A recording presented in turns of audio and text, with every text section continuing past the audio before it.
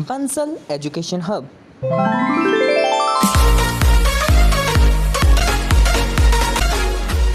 Welcome back to Bansal education hub. So friends, last video में हम लोगों ने डिस्कस करा था कोऑपरेटिव ऑर्गेनाइजेशन के मेरिट्स के बारे में और डिमेरिट्स के बारे में। साथ ही साथ मैं इसके फीचर्स के बारे में आपको उससे पहले वाली वीडियो में बता ही चुकी हूँ। तो आज इस वीडियो में हम लोग डिस्कस करने जा रहे हैं टाइप्स ऑफ कोऑपरेटिव ऑर्गेनाइजेशन के बारे में। सो अगर आप लोगों ने अभी तक मेरे चैनल को सब्सक्राइब नहीं करा है तो सब्सक्राइब कर दीजिए, साथ ही साथ वीडियो को लाइक और शेयर ज़रूर कर दीजिए ताकि जितने भी आपके फ्रेंड्स हैं उनको भी इस वीडियो का बेनिफिट मिले। सो देखिए, जैसे कि मैंने आपको बता दिया है, मैं आपको पढ़ा चुकी हूँ कोऑपरेटिव ऑर्गेनाइजेशन के बारे में, उसके फीचर्स के बारे में और उसके मेरिट्स और डिमेरिट्स के बारे में। तो आज हम लोग स्टार्ट करने जा रहे हैं टाइप्स ऑफ कोऑपरेटिव ऑर्गेनाइजेशन के बारे में। तो 6 टाइप्स ऑफ कोऑपरेटिव ऑर्गेनाइजेशन है। ज़्यादा बड़ा लेंथी टॉपिक नहीं है, ये छोटा सा टॉपिक है एंड आज मैं इसे कंप्लीट कर दूँगी। सो देखिए, पहला पॉइंट है हमारा कंज्यूमर्स कोऑपरेटिव सोसाइटी। किसकी कोऑपरेटिव सोसाइटी है? कंज्यूमर की कोऑपरेटिव सोसाइटी है। ठीक है, देखते हैं क्या है कंज्यूमर कोऑपरेटिव सोसाइटी। सो देखिए, this society consist of consumers who join together to eliminate the middle man. इस सोसाइटी में कुछ ऐसे कंज्यूमर्स होते हैं जो साथ में मिल जाते हैं ताकि वो मिडल मैन को एलिमिनेट कर सकें। किसको एलिमिनेट कर सकें? मिडल मैन को। फ्रेंड्स, ये भी एक इम्पॉर्टेंट क्वेश्चन हो सकता है, फिल इन द ब्लैंक्स में भी आ सकता है कि this society consist of consumers who join together to dash the middle man. तो आपको याद रखना है कि ये मिडल मैन को एलिमिनेट कर देते हैं। ठीक है, इसको हटा देते हैं, मिडल मैन का जो रोल होता है उसको हटा देते हैं।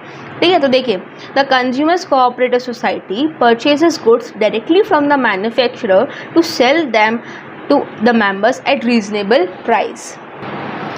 तो जो कंज्यूमर कोऑपरेटिव सोसाइटी है वो क्या करती है? ये गुड्स को, सामान को डायरेक्टली किससे खरीदती है? मैन्युफैक्चरर से खरीदती है, यानी कि बनाने वाले से, डायरेक्ट फैक्ट्री से खरीद के लेके आती है। ठीक है, और फिर उस माल को वो सेल करती है अपने अपनी सोसाइटी के मेंबर्स को। किस प्राइस पे? रीज़नेबल प्राइस पे। अब ये ऑब्वियस सी बात है, जब भी आप डायरेक्ट मैन्युफैक्चरर से सामान खरीद के लेके आओगे तो वो आपको कम प्राइस पे मिलेगा। मार्केट रेट जो होती है उससे तो कम पे ही मिलेगा ना। तो जब आप उससे कम प्राइस पे लेके आओगे तो आप अपने जो आपकी कोऑपरेटिव सोसाइटी है उनके मेंबर्स को रीज़नेबल प्राइस पे माल दे सकते हो। ठीक है, the profit of the store is distributed among the members as dividend on capital. जो भी प्रॉफिट आता है स्टोर से, जो जैसे कि जो भी आपका प्रॉफिट आ रहा है, जो आपका स्टोर है जहाँ से आप सामान बेच रहे हैं, तो जितना भी आपका प्रॉफिट आता है वो किस में डिस्ट्रीब्यूट हो जाता है? मेंबर्स में डिस्ट्रीब्यूट हो जाता है एज डिविडेंड ऑन कैपिटल। किस फॉर्म में? जिन्होंने कैपिटल इन्वेस्ट करी है उसके डिविडेंड के फॉर्म में। ओके, देन हम बात करते हैं कंज्यूमर कोऑपरेटिव सोसाइटी के मेन मोटिव्स के बारे में। जो इसका जो मेन मोटिव होता है वो क्या है? To ensure study supply of essential goods. ये एंश्योर करती है कि जो एसेंशियल गुड्स हैं, यानी कि ज़रूरी सामान है, उनकी सप्लाई बनी रहे। ठीक है, तो supply goods and services of high quality. साथ ही साथ जो भी गुड्स एंड सर्विसेज को वो सप्लाई कर रही है उसकी जो क्वालिटी होगी वो स्टैंडर्ड होगी, मेंटेन्ड होगी। ठीक है, तो supply goods at reasonable price, और साथ ही साथ जो भी वो गुड्स को सप्लाई कर रही है उसके जो प्राइसेस होंगे वो रीज़नेबल होंगे। तो जो हमने अभी पढ़ा कोऑपरेटिव कंज्यूमर सोसाइटी, अगर मैं आपको एक शॉर्ट नोट दूँ इसके बारे में तो इसका शॉर्ट नोट क्या बनेगा फ्रेंड्स? ये सोसाइटी ऐसे कंज्यूमर्स को ज्वाइन करके बनी है जो कि मिडिल मैन को एलिमिनेट कर देते हैं। ठीक है, एलिमिनेट करना चाहते हैं। इससे क्या होता है कि ये जो कोऑपरेटिव सोसाइटी है वो डायरेक्ट माल खरीदती है, किससे? मैन्युफैक्चरर से, और अपने जो सोसाइटी के मेंबर्स हैं उनको बेच देती है रीज़नेबल प्राइस पे। और जो भी प्रॉफिट आता है वो डिस्ट्रीब्यूट हो जाता है मेंबर्स में as dividend on capital. Motive क्या क्या है इसका? एसेंशियल्स गुड्स की सप्लाई बनी रहे, हाई क्वालिटी के गुड्स को सप्लाई करे और रीज़नेबल प्राइस पे सप्लाई करे गुड्स को। ठीक है, तो ये था हमारा कंज्यूमर कोऑपरेटिव सोसाइटी के बारे में। तो अब हम पढ़ेंगे प्रोड्यूसर्स कोऑपरेटिव सोसाइटी के बारे में। अब प्रोड्यूसर्स कोऑपरेटिव क्या होता है ये जानते हैं। ठीक है, this society consist of small producers. इस कोऑपरेटिव सोसाइटी में क्या कौन लोग होते हैं? Small producers. स्मॉल प्रोड्यूसर यानी छोटे वाले प्रोड्यूसर्स नहीं, यानी कि वो प्रोड्यूसर्स जिनका जो काम है वो छोटे स्केल पर चल रहा हो, उनका काम छोटा हो, ठीक है। There are 2 types of producers cooperative. यहाँ पे 2 टाइप्स की प्रोड्यूसर कोऑपरेटिव की बात कर रहे हैं। कौन कौन से 2 टाइप्स की प्रोड्यूसर कोऑपरेटिव है ये देखिए।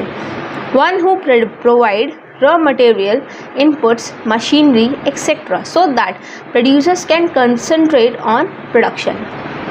एक ऐसी कोऑपरेटिव सोसाइटी जो कि प्रोवाइड कर रही है प्रोड्यूसर्स को क्या क्या? रॉ मटेरियल, इनपुट दे रही है, मशीनरी दे रही है प्रोड्यूसर्स को, ताकि वो अपने प्रोडक्शन पे कंसंट्रेट कर सकें, ठीक है। One who sells the goods produced by the producers. दूसरी कोऑपरेटिव सोसाइटी कौन सी है? जो क्या काम कर रही है? वो सेलिंग का काम कर रही है, जो कि गुड्स, जो प्रोड्यूसर्स जो गुड्स बना रहे हैं ना, प्रोड्यूस कर रहे हैं, उनको क्या कर रही है? वो सेल कर रही है। क्या कर रही है?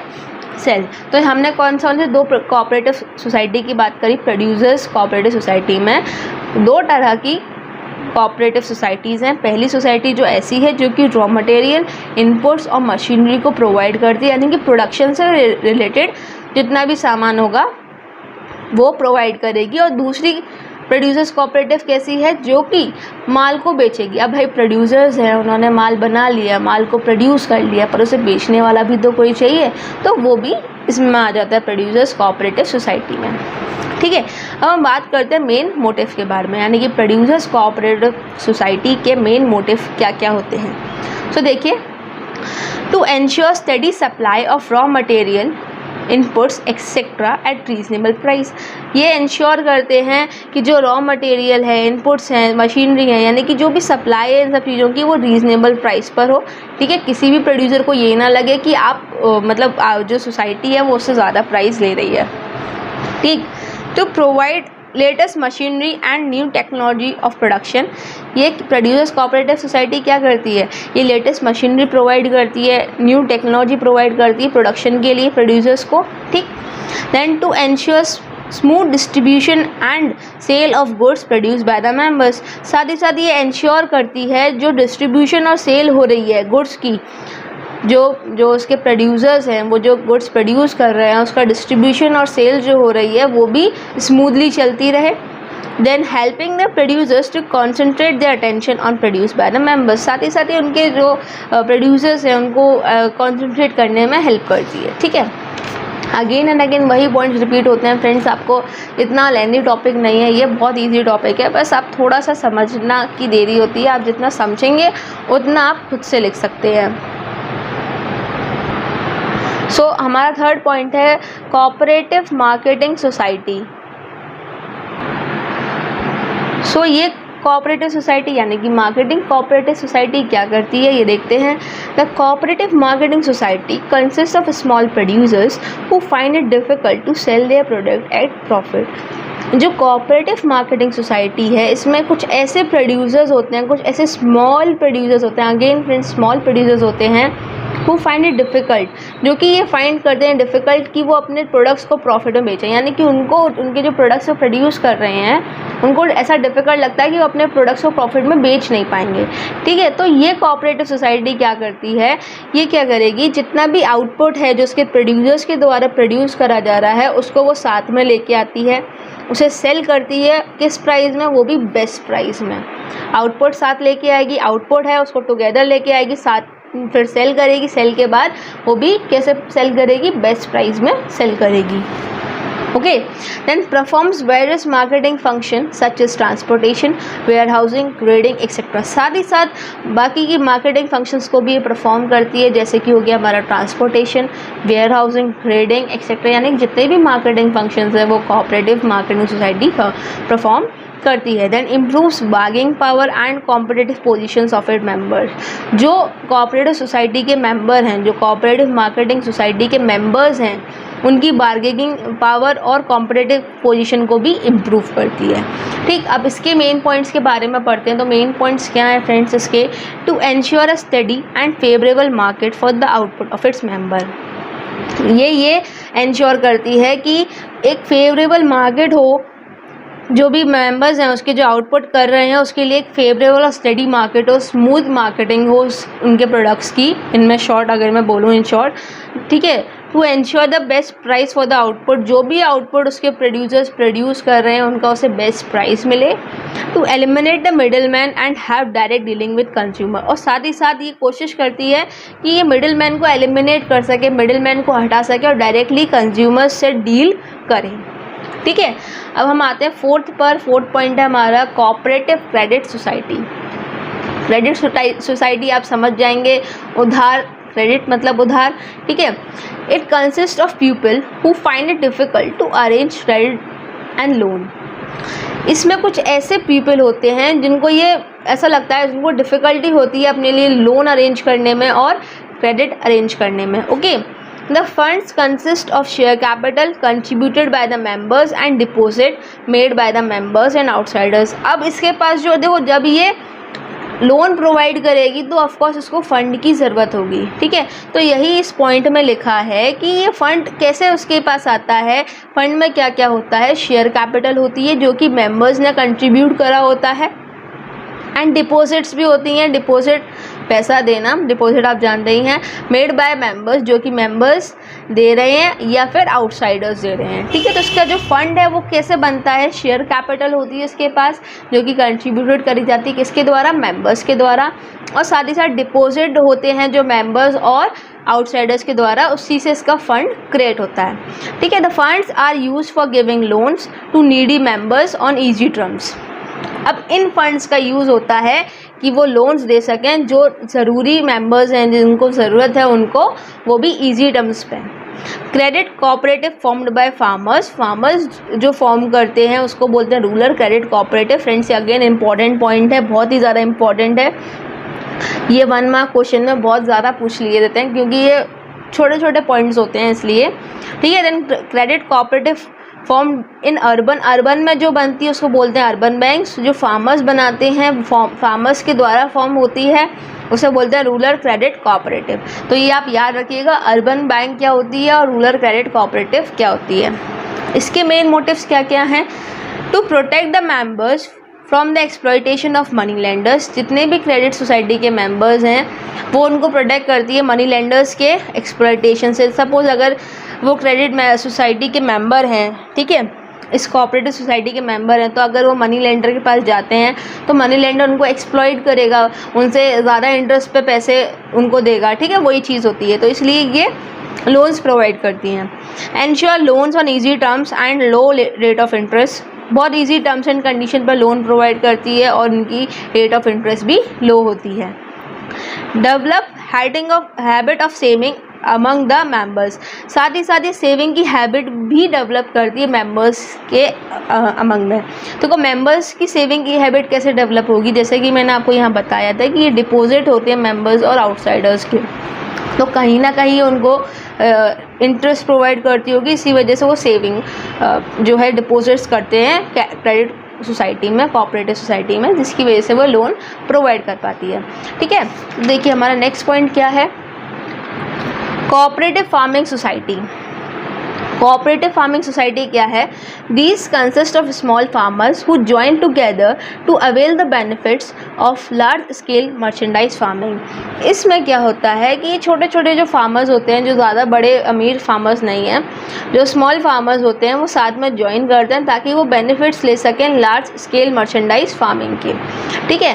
दैन इसके मेन मोटिव्स क्या क्या हैं, to protect the members from the exploitation of money lenders. Of course जब वो फार्मर्स जो होते हैं जो कर्ज उठाकर अपनी फसल उगाते हैं, तो मनी लेंडर्स से वो लोग पैसे लेंगे तो हाई रेट ऑफ इंटरेस्ट पे देगा, ठीक है।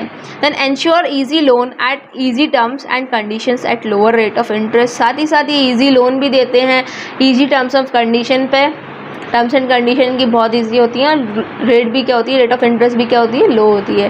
Then again develop habit of saving, ये एग्जैक्टली इसी की जैसा है फ्रेंड्स, कोऑपरेटिव क्रेडिट सोसाइटी के जैसा है, बस आपको याद इसमें ये exactly friends cooperative credit society की तरह है, एंड इसमें भी सेम वही पॉइंट्स आ जाते हैं। बस आपको याद क्या रखना है कि जो आपकी फार्मिंग सोसाइटी होती है ये फार्मर्स के लिए होती है एंड इसमें आप लोन्स नीडी मेंबर्स को देते हैं, ठीक है, यानी कि ऐसे लोग जो अपने लिए क्रेडिट अरेंज नहीं कर पा रहे हैं उनके लिए। बाकी पॉइंट्स से सब सेम है। देन कोऑपरेटिव हाउसिंग सोसाइटी के बारे में, इसमें क्या होता है, जो कोऑपरेटिव हाउसिंग सोसाइटी है ये क्या करती है, they provide residents to a members, वो रेसिडेंट प्रोवाइड करती है अपने मेंबर्स को, यानी कि रहने की जगह देती है। अब कैसे देती है, तो वो देखिए, ये कोई इसके पास ये तो है नहीं कि बस बनाया प्लॉट और ख़त्म, चुटकी बजाई और प्लॉट बनाया और ख़त्म हो गया सब, कि लो चलो ले जाओ, ऐसा तो वो करेगी नहीं, ठीक है। तो ये क्या करेगी, पहले बड़े बड़े प्लॉट्स को खरीदती है, उसमें कंस्ट्रक्शन करती है, फ्लैट्स बनाती है, फिर सेल करती है उसको अपने मेंबर्स में, ठीक है, जितने भी उसके मेंबर्स होते हैं उनको सेल करेगी, फिर उनसे इंस्टॉलमेंट में पैसा लेगी, वो भी इजी टर्म्स एंड कंडीशन में, ठीक है। Some housing societies also provide loan, कुछ हाउसिंग सोसाइटीज़ ऐसे होती हैं कि बेशक वो ये सब फ्लैट्स ना दें, वो केवल लोन भी प्रोवाइड करती हैं हाउस खरीदने के लिए। अब इनका मेन मोटिव क्या होता है, इनका main motive again help members to purchase house at lowest cost. इनका मेन मोटिव होता है कि मेंबर्स को हेल्प करते हैं कि जब वो घर खरीदने जाएं तो वो कम से कम कॉस्ट में घर अच्छा से अच्छा घर खरीद सकें। तो अगेन 5 और 6 पॉइंट में इतना कुछ खास नहीं था, ये ऑलमोस्ट कोऑपरेटिव क्रेडिट सोसाइटी की तरह है। बस आपको याद रखना है कि जहाँ फार्मिंग सोसाइटी आ जाए तो वो फार्मर से रिलेटेड हो जाती है, एंड देन हाउसिंग सोसाइटी आ जाए तो वो रेजिडेंस से रिलेटेड हो जाती है। सो फ्रेंड्स, आज की वीडियो में इतना ही। यहाँ तक हमारा जो है कोऑपरेटिव ऑर्गेनाइजेशन का पूरा टॉपिक ख़त्म हो गया है। अब जो हमारा लास्ट टॉपिक है इस चैप्टर का, वो है जॉइंट स्टॉक कंपनी के बारे में। सो वो मैं आपको कल पढ़ाऊंगी, अपनी अगली वीडियो में आपको उसके बारे में बताऊंगी। सो तब तक के लिए good bye and friends keep supporting me. जैसा कि मैंने आपको बताया था कि मेरे चैनल पे 10K व्यूज़ पूरे हो गए, 10,000 views, and it really means a lot for me. So आप लोग मुझे ऐसे ही सपोर्ट करते रहिए और साथ ही साथ मेरी वीडियो को लाइक और शेयर ज़रूर कीजिए और चैनल को सब्सक्राइब करना ना भूलिए। Thank you.